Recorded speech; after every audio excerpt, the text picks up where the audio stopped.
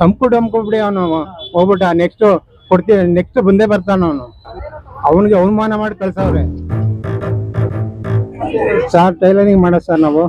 ಹಾ, ನೋಡ್ತಾ ಇದ್ದೀವಿ ಸರ್. ನಾವು ಸುಮಾರಿಲ್ಲ ಅಂದ್ರೂ ಸ್ಟಾರ್ಟ್ ಆದ ತಾಳಿಂದ ನೋಡ್ತಾ ಇದ್ದೀನಿ ಪಕ್ಕ. ಡೀಟೇಲ್ಸ್ ಗೊತ್ತಿದೆ.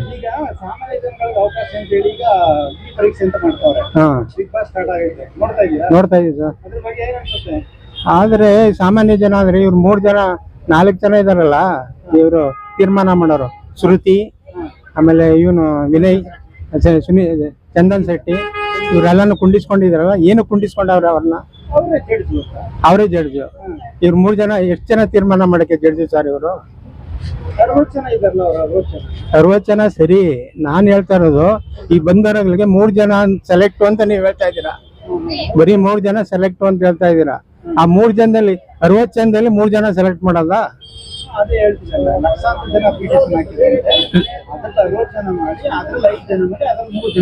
ಅದನ್ನೇ 3 ಜನ ಟೋಟಲ್. ಈಗ ಇರೋದು ಬಿಗ್ ಬಾಸ್ ಅಲ್ಲಿ ಎಷ್ಟು ಸಹ ಜನ? 18 ಜನ. ನನ್ನ ಅಂದಾಜು 18-16 ಜನ ಒಳಗಡೆ ತಗೋತಾರೆ. ಆದ್ರೆ ಸಾಮಾನ್ಯ ಜನ ಅಂದ್ರೆ ಈಗ ಅವನೇ ಮೊನ್ನೆ ಬಂದಿದ್ನಲ್ಲ, ಯಾರಪ್ಪ ಅವನು ಹಮ್ಕು ಅಂದ್ಬಿಟ್ಟು ಹಮ್ಕು ಕಳಿಸ್ಬಿಟ್ರು ಅವನು ಆಚೆಗೆ. ಇರ್ಬೇಕಾಗಿತ್ತು ಸರ್, ಅಂತವ್ರು ಇರ್ಬೇಕು. ಅವನೇನಿಲ್ಲ, ನೀನ್ ಆಚೆ ಹೋಗು, ನಾನು ಇಲ್ಲಿ ಇರ್ತೀನಿ ಅಂದ್ರೆ ನೀನ್ ಆಚೆ ಹೋಗು ಅಂತ ಹೇಳ್ಬಿಟ್ನಲ್ಲ ವಿನಯ್.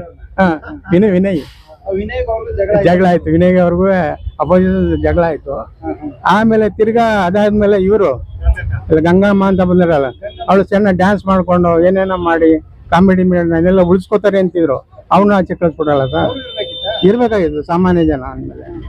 ಸಾಮಾನ್ಯ ಜನ ಮೇಲೆ ಪಬ್ಲಿಕ್ ಅಂದ್ರಲ್ಲಿ ಎಲ್ಲಾ ರೀತಿಯಲ್ಲೂ ಇರ್ಬೇಕು. ಹೂವು ಮಾರೋರು ಇರ್ತಾರೆ, ಟೈಲರ್ ಕೆಲಸ ಮಾಡೋರು ಇರ್ತಾರೆ, ಹಿಂಗೆ ಬಳೆ ವ್ಯಾಪಾರ ಮಾಡೋರು ಇರ್ತಾರೆ. ಅವರಲ್ಲಿ ಕಲಾವಿದ ಯಾವ ತರ ಇದೆ ಅನ್ನೋದು ಗೊತ್ತಾಗಲ್ಲ. ಅವ್ರಿಗೆ ಗೊತ್ತಾಗಬೇಕಂದ್ರೆ ನೀವು ಸಾಮಾನ್ಯ ಜನ ತಗೊಳ್ಳೇಬೇಕು ಒಳಗಡೆಗೆ. ಯಾರು ಗೊತ್ತಿಲ್ಲ, ಎಲ್ಲ ಈಗ ಬೈಗಳೇ ತಗೊಂಡಿರೋದು. ಸಿನಿಮಾ ಸ್ಟಾರ್ಗಳು, ಆಮೇಲೆ ತಿರ್ಗಾ ಅವ್ರವ್ರ ದುಡ್ಡಿರೋರು, ಆಮೇಲೆ ಫೇಸ್ಬುಕ್ ನೋಡೋರು, ರೀಲ್ಸ್ ಮಾಡೋರು ಆ ತರ ತಗೊಂಡವ್ರೆ ಜನಗಳು. ಸಾಮಾನ್ಯ ಜನ ಅಂದ್ರೆ 3 ಜನ ಸೆಲೆಕ್ಟ್ ಮಾಡೋರು. ಅವ್ರಿಗೆ ಏನೋ ಒಂದು ನೋವಾಗಿರ್ಬೇಕು, ಅದಕ್ಕೋಸ್ಕರ ತಗೊಂಡವ್ರೆ ಟಿವಿ ಅವ್ರಿಗೆ. ಈಗ ತಗೋಬೇಕು ಅಂತಂದ್ರೆ ನೋಡಿದ್ದಾರೆ ಜನ, ಅದಕ್ಕೆ ನೋಡಿರೋದ್ರೆ ನೋಡೋದ್ ಬೇಡ ಅಂತ ಕಳ್ಸ್ಬಿಟ್ವಿ ಅಂತ ಇವ್ರು ಹೇಳ್ತಾರೆ. ಒಳಗಡೆ ಇರೋರು ಸಂಗೀತ ಸಂಜಯ್ ಅವರೆಲ್ಲ ಹೇಳ್ತಾರೆ. ತಗೋಬೇಕಾಯ್ತು ಸರ್ ಅವನ್ನ. ಅದೇ ಯಾವ್ದು ಅವಳಿಗೆ ಮುಗ್ದೆ ತರ, ಅವಳೇನೋ ಒಂಥರ ಕಾಮಿಡಿ ತರ ಮಾತಾಡ್ಕೊಂಡು ಗಿಲ್ಲಿ ತರ ಒಂದು ಬರ್ಬೋದಾಗಿತ್ತು ಏನೋ ಅನ್ನೋ ಲೆಕ್ಕಾಚಾರ ಇರ್ತಿತ್ತು ಅಂತ ನಮ್ಮ ಅಭಿಲಾಷೆ. ರೀಲ್ಸ್ ಅಲ್ಲಿ ಬಿಗ್ ಬಾಸ್ ಅಲ್ಲಿ ನೋಡಿ ಚೆನ್ನಾಗಿರ್ತು ಅಂತ ಅದೇ ಹೇಳ್ತಾರೆ. ತಗೋಬೇಕಾಯ್ತು, ಆಯ್ಕೆ ಮಾಡ್ಬೋದಾಯ್ತು ಅಂತ ನನ್ನಿದು. ಹಮ್ಕು ಬಿಡಿ ಅವನು ಹೋಗ್ಬಿಟ್ಟ. ನೆಕ್ಸ್ಟ್ ಕೊಡ್ತೀವಿ, ನೆಕ್ಸ್ಟ್ ಬಂದೇ ಬರ್ತಾನ ಅವನು. ಯಾಕೆಂದ್ರೆ ಇದು ಅನುಮಾನ ಅವನಿಗೆ ಇದ್ ಮಾಡೋ ಫ್ಯೂಚರ್ ಇದೆ ಅವನಿಗೆ. ಯಾಕೆ ಗೊತ್ತಾ? ಅವನಿಗೆ ಅವಮಾನ ಮಾಡಿ ಕಳ್ಸವ್ರೆ. ಅಲ್ಲ, ವಿನಯ್ ಅವಮಾನ ಕಳ್ಸವ್ನೆ. ಅವ್ನಿಗೆ ಅವಮಾನ ಆಗಿಲ್ವಾ ವಿನಯ್ಗೆ? ನಾನು ಹೇಳುದು ಆಯ್ತಲ್ಲ, ಕತ್ತಿ ಹಿಡ್ಕೊ ಓಡಾಡಿದ್ರು. ಅವನು ಇನ್ನೊಬ್ಬ ಇವನ ಹೆಸರು ಹೇಳಿ ಬಿಗ್ ಬಾಸ್ ಇಂದ ಬಂದಿರಲ್ಲ, ಮಂಡ್ಯ ಜಿಲ್ಲೆ ಹುಡುಗ, ಅದೇ ಇದು ಗಿಲ್ಲಿಲ್ಲ, ಅವ್ನ ಪಾರ್ಟ್ನರ್ ಒಬ್ಬ ಯಾವ್ದೋ ಕೇಸಲ್ಲಿ ಒಳಗಡೆ ಹೋಗಿರ್ಲಿಲ್ಲ ಇಬ್ರು.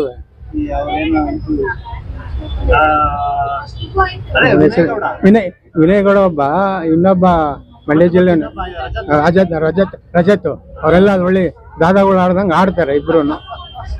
ಅಲ್ಲ ಇವ್ರು ಆಯ್ಕೆ ಮಾಡಿ ಜಡ್ಜ್ ಮಾಡಿ ಕುಣಿಸವ್ರೆ. ಅಲ್ಲ ತಪ್ಪ ನಾನು ಹೇಳುದು. ಅದು ಆಯ್ಕೆ ನಿಮ್ಗೆ ಸರಿನಾ ಅನ್ನೋ ಇರ್ಬೇಕಾಯ್ತು ಸರ್. ಇಬ್ರು ಹಂಕೋಕ್ ಹಂಗಾಕ ಇಬ್ರು ಇರ್ಬೇಕಾಯ್ತು. ಇನ್ನು ನಾಳೆನೂ ಇದೆಯಲ್ಲ, ಶನಿವಾರ ಆಯ್ಕೆ ಮಾಡ್ಬೋದಲ್ಲ. ಶನಿವಾರ ಇದೆಯಲ್ವಾ? ಶನಿವಾರ ಇದೆ ಬರೋ ತಿಂಗಳಲ್ವಾ ಸರ್ ಅದು ಓಪನಿಂಗು? ಬರೋ ತಿಂಗಳು ಎಷ್ಟನೇ ತಾರೀಕು ಸರ್?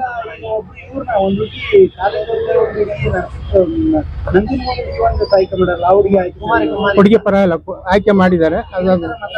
ಮಾತಾಡ್ತಾಳೆ. ಆ ಹುಡುಗಿನೂ ಚೆನ್ನಾಗಿ ಮಾತಾಡ್ತಾ ಇದೆ. ಆ ಹುಡುಗಿ ಮೆಕ್ಯಾನಿಕ್ ಬಂದಿದ್ರು, ಅವರು ಕಳಿಸ್ಬಿಟ್ರೆ ಏನೋ ಅಲ್ಲೇ ಮೆಕ್ಯಾನಿಕ್ ಇದಾರ.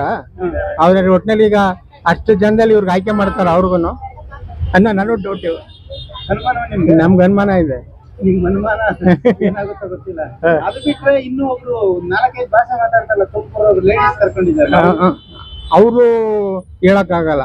ಆಯ್ಕೆ ಆಗ್ಬೋದು ನನಗೆ, ಆಯ್ಕೆ ಆಗ್ಬೋದು ಅವರು. ಆಮೇಲೆ ಒಬ್ಬ ಡಾಕ್ಟ್ರು ಕೂಡ ಬಂದವ್ರೆ. ಹಾ, ಡಾಕ್ಟ್ರು ಉಳಿಸ್ಕೊಳ್ಳಲ್ಲ ಬಿಡಿ ಅವರು.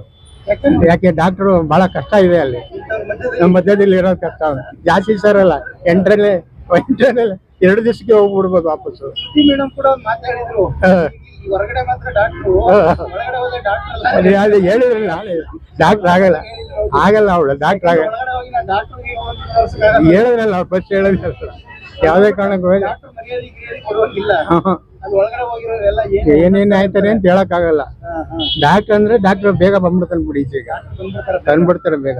ಪಾಪ ಅಂತವ್ರು ಹೋಗ್ಬೇಕು, ಕೊಡ್ಬೇಕು, ಅವ್ರಿಗೂ ಚಾನ್ಸ್ ಕೊಡ್ಬೇಕು. ಅವ್ರು ಜಾಸ್ತಿ ಹೊತ್ತು ಇರೋ ಮಟ್ಟ ಇಲ್ಲ ನನಗೆ, ಸಮಾಧಾನ ಇರುವಂತ.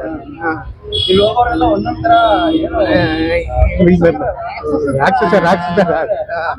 ಅಪ್ಪ ಮಕ್ಕಳು ಇಬ್ರು ಹೋಗಿದ್ದಾರೆ.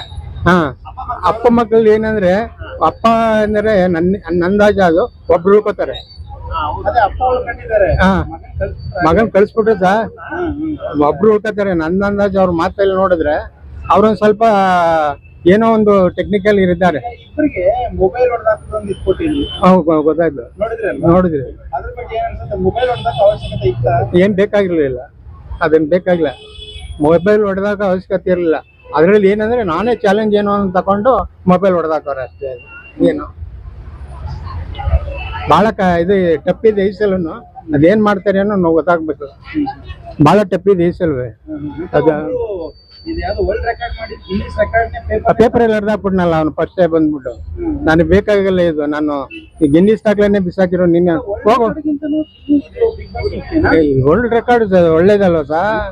ಇಡೀ ವರ್ಲ್ಡ್ಗೆ ಅಂದ್ರೆ ಇಂಡಿಯಾ ಇಲ್ಲ, ಬಜು ಅಸ್ಕರ್ಗಿಂತ ಇದು ಹಲವಾರು ದೇಶಗಳಿಗೆ ಹೋಗಿ ತಗೊಬಂದಿರೋದು. ಗಿನ್ನಿಸ್ ದಾಖಲೆ ಮಾಡಿದ್ದಂಗೆ ಅಲ್ವಾ ಅದು? ಗೊತ್ತಾಯ್ತು ನಮ್ಗೆ, ಗೊತ್ತಿತ್ತು. ಅರ್ಧಾಕ್ಸಲ ಡೂಪ್ಲಿಕೇಟ್ ಅರ್ಧ ಬಿಸಾಕ್ದ. ಅವನೇನು ತಿಳ್ಕೊಬಿಟ್ಟಾನೆ, ನಾನು ಒರಿಜಿನಲ್ ಅರ್ಧ ಬಿಸಾಕ್ಬಿಟ್ಟಿದ್ದೀನಿ ಅಂತ ಒಂದ್ ಮನಸ್ಥಿತಿ ಇದೆ. ತಲೆಗೆಟ್ಟಿ ಬಹಳ ಇದು ಒಂದರ ಇದು ಸಿನಿಮಾಗಿಂತ ಹುಚ್ಚ ಆಗಿದೆ ಅದು. 2,500 ಕಿಲೋಮೀಟರ್ ಸೈಕಲ್ ಒಳ್ಳೆ ಸಂಪಾದನೆ ಮಾಡ, ಒಳ್ಳೆ ಹುಡುಗ. ಆಮೇಲೆ ಒಬ್ಬ ತಲೆ ಬಳಸ್ಕೊತಾರಲ್ಲ, ನೀನು ಹೌದೇನಪ್ಪ ಅವನ ಕತೆ ನೋಡಿ, ಅವನಂತಾರ ಹುಚ್ಚ. ಬಿಗ್ ಬಾಸ್ ಅಂದ್ರೆ ದುಡ್ಡು ಕೊಡ್ತಾರೆ ಏನ್ಬಿಟ್ಟ ಮಾಡ್ತಾರೋ, ಇಲ್ಲ ಲಾಸ್ಟ್ ಅಲ್ಲಿ ನಾವೇ ಫೈನಲ್ ಗಂಟೆ ಇಡ್ತೀವಿ ಅಂತ ಮಾಡ್ತಾರೋ. ಅರ್ಧ ಮೀಸೆ ಗೊತ್ತು ನೋಡಿದೀನಿ. ಅರ್ಧ ಮೀಸೆ ಅವನೇ ಬಳಸ್ಕೊತಾನಲ್ಲ, ಅವನೇ ಬಳಸ್ಕೊಂಡು ತೋರ್ತಾರೆ. ಮುಖ ಮಾಡ ಹಿಂಗ್ ಕೂತಿರ್ತಾರೆ. ಅವನ ಏನು ಪ್ರಯತ್ನ ಇದೆ ಅಂತಂತ ಗೊತ್ತಾಗುತ್ತೆ. ಆಮೇಲೆ ಈ ಸರಿ ತುಂಬಾ ಜನ ಹೇಳ್ತಾರೆ ಗಿಲ್ಲಿ ಜಡ್ಜ್ ಬರ್ಬೇಕಾಗಿತ್ತು ಅಂತ ಹೇಳ್ತಾ ಇದ್ದಾರೆ. ಬರ್ಬೇಕಾಯ್ತು, ಅವನು ಬರ್ಬೇಕಾಯ್ತು. ಅದರ ಬೇಡಿಕೆ ಜಾಸ್ತಿ ಇದೆ ಈಗ ಅವನಿಗೆ. ಸಿನಿಮಾದಲ್ಲಿ ಜಾಸ್ತಿ ಟೈಮ್ ಇಲ್ಲ, ಅದಕ್ಕೆ ಅವನ್ ಆಯ್ಕೆ ಮಾಡ್ಬೇಕಾಗಿತ್ತು ಈ ಸೀಸನ್ಗೆ. ಅವನಿಗೆ ಜಡ್ಜ್ ಆಗಲ್ಲ, ಏನಕ್ಕೆ ಇರ್ಲಿ, ಆಯ್ಕೆ ಮಾಡಿದ್ರೆ ಚೆನ್ನಾಗಿರ್ತಿತ್ತು. ಅವನ್ನ ಕರೆಸ್ತಾರೆ ಮಾತ್ರ, ಗ್ಯಾರಂಟಿ ಬರ್ತಾನೆ. ನಾವೆಲ್ಲ ಬೇಕಾದ್ರೆ ಫೋನ್ ಮಾಡಿ ಹೇಳ್ತೀವಿ, ನಾವೇ ಹೇಳೋದ್ ಕಳಿಸ್ತೀವಿ.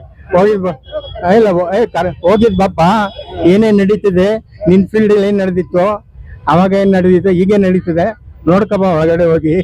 ಸುಮ್ನೆ ಒಂದ್ ದಿವಸ ಕರೆಸ್ತಾರೆ ಮಾತ್ರ, ಗ್ಯಾರಂಟಿ ಕರೆಸ್ತಾರೆ. ಬಿಗ್ ಬಾಸ್ ವಿನ್ನರ್ ಅಲ್ವಾ, ಬಿಗ್ ಬಾಸ್ ವಿನ್ನರ್ ಆದ್ರೂ ಕರೆಸ್ತಾರೆ ಗ್ಯಾರಂಟಿ.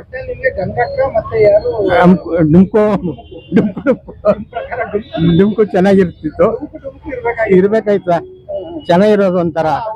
ಎಲ್ಲರೂ ಕೂಡ ನೆಗೆಟಿವ್ ಮಾಡಿ ತುಂಬಾ ನೆಗೆಟಿವ್ ಮಾಡಿ ಬೈತಿದ್ರು. ತುಂಬಾ ಜನ ಎಲ್ಲ ಕೆಲವರು ಇರ್ಬೇಕಾಯ್ತು. ಅಮ್ಮನೇ ಇರ್ಬೇಕಾಯ್ತು. ಗಂಗಮ್ಮ ಅಂತ ಇದ್ರಲ್ಲ, ಅವಳು ಒಳ್ಳೆ ಶೈಲಿಲೇ ಮಾತಾಡ್ಕೊಂಡು ಎಲ್ಲ ಎಂಟರ್ಟೈನ್ಮೆಂಟ್ ಮಾಡವಳೆ. ಇಡಿಸ್ಕೋಬೇಕಾಗಿತ್ತು ಇವ್ರದ್ದೇನಾಯ್ತು ಅಂತ ನೋಡ್ಕೊಂಡು.